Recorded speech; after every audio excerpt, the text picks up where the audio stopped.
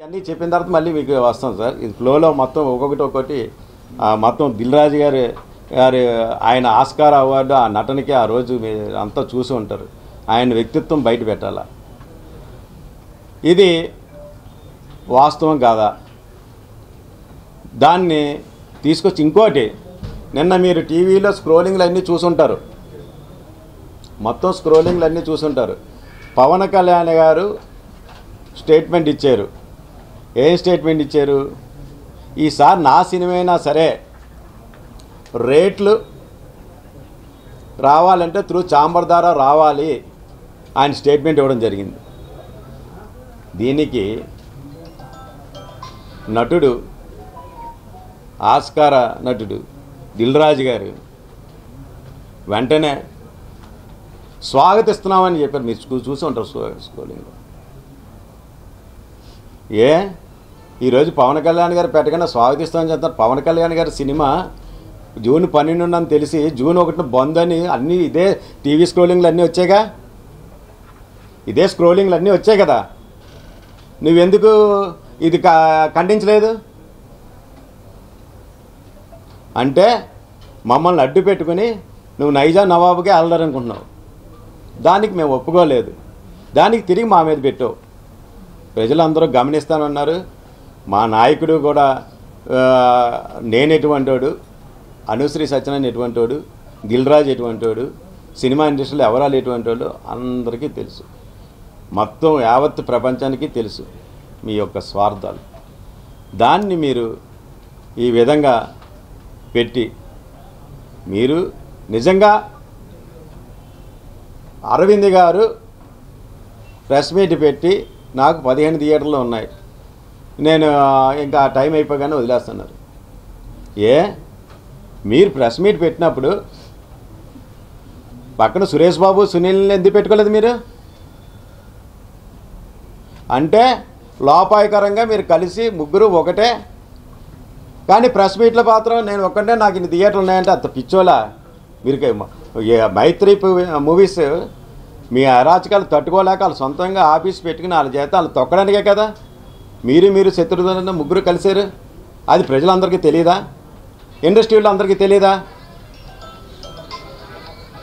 చెప్పండి దిల్ రాజు గారు. మీరు చేస్తున్నది మీకు ఏదో అపరమేధావని ఆయన చెప్పడం. దిల్ రాజు డ్రీమ్స్ అంట, ఇదేనా మీ డ్రీము? దిల్ రాజు డ్రీమ్స్ అంటే నైజాం నవాబుగా మొత్తం ఎవరిని రాకుండా మీరు తొక్కేసి నైజాం మా వంకని మొత్తం అంతా రాష్ట్రం మొత్తం వేలేద్దారనా? అదేనా దిల్ రాజు డ్రీమ్ అంటే? మళ్ళీ ఆయన అంతా ఈ స్టేజ్లో ఉన్నాడంట. ఈ స్టేజ్లో ఉన్నవి నువ్వు ఎగ్జిబిటర్ సెక్టారు, ఆంధ్రాకి సంబంధించిన ఎగ్జిబిటర్ సెక్టారు రామ్ ప్రసాద్ గారు చైర్మన్ గారికి మీరు సురేష్ బాబు గారు ఒత్తిడి చేసి ఛాంబర్లో లెటర్ పెట్టించారా లేదా? ఎందుకు అది?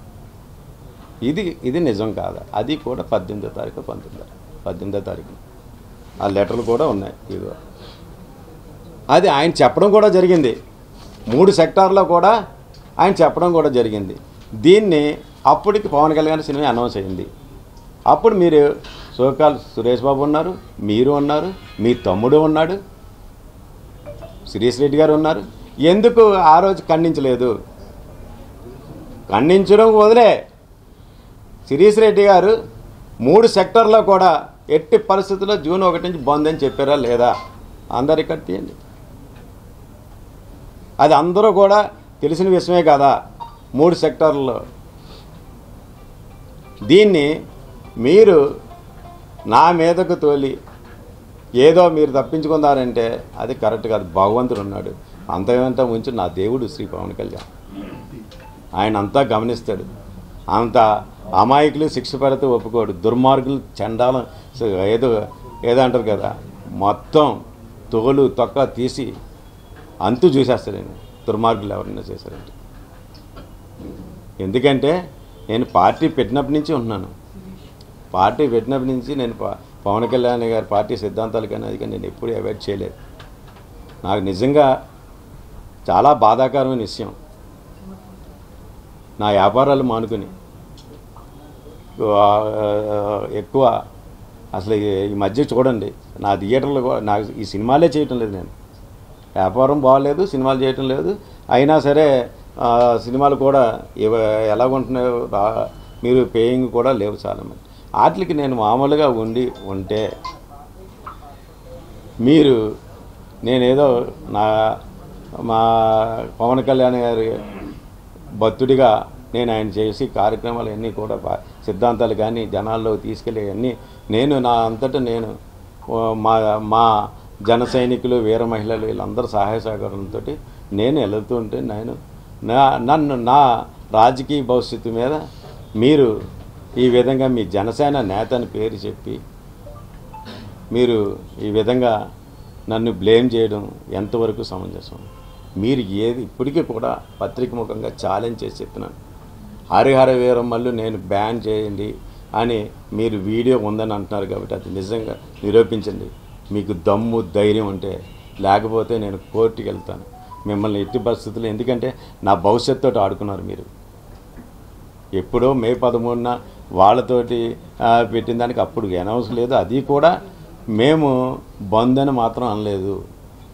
వర్కౌట్ కాకపోతే మూసేస్తామని చెప్పాము, కానీ అసలు బంద్ అని మాత్రం కాలేదు. కాలితే చూడండి జిల్లాలో ఇప్పుడు ఎన్ని థియేటర్లు ఉన్నాయి, ఎన్ని థియేటర్లు క్లోజ్ చేసి ఉన్నాయి ఒకసారి చూడండి. మన అందరూ ఆఫీసర్లు కూడా వెళ్ళారు, అన్ని థియేటర్లు చేస్తారు, ఎన్ని థియేటర్లు మూస్తున్నాయో వాళ్ళు చూశారు. ఇది ఎగ్జిబిటర్ల పరిస్థితి. దానికోసం అన్నాం, కానీ మీరు అసలు పవన్ కళ్యాణ్ గారి సినిమాని ఆపే దమ్ము ధైర్యం ఎవరికి ఉంటుందండి? సోల్జర్స్ జన సైనికులు అంటే ఎవడు అడ్డొచ్చినా సరే ఒప్పుకోరు. అటువంటిది మీరు ఈ విధంగా చేయడం ఎంతవరకు కరెక్ట్? మీరు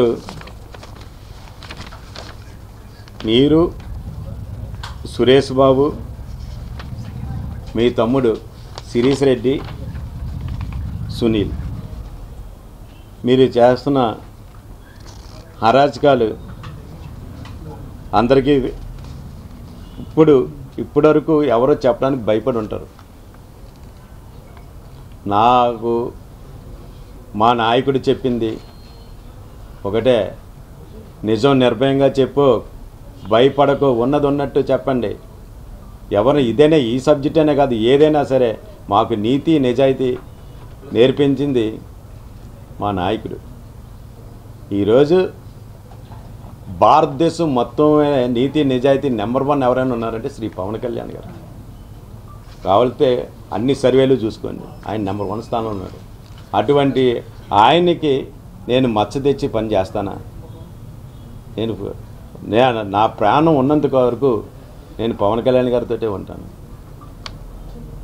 పవన్ కళ్యాణానికి ఎట్టి పరిస్థితుల్లో ఎవరు ఏ విధంగా చేసి నేను ఒప్పుకోను, క్షమించను కూడా.